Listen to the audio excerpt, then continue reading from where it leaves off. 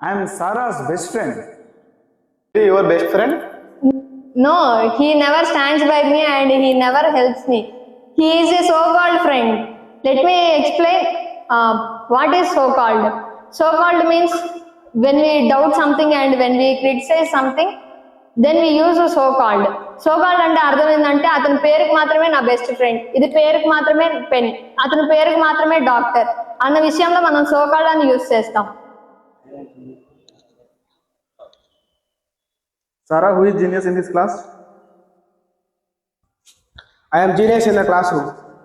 No, he is not a genius. He is a so-called genius. He failed almost in every exam. Sarah, I heard that you are suffering from fever. Yes, I am suffering from fever. Let's go to the doctor. Which doctor? RMP doctor. Let me know his name. His name is Nitin.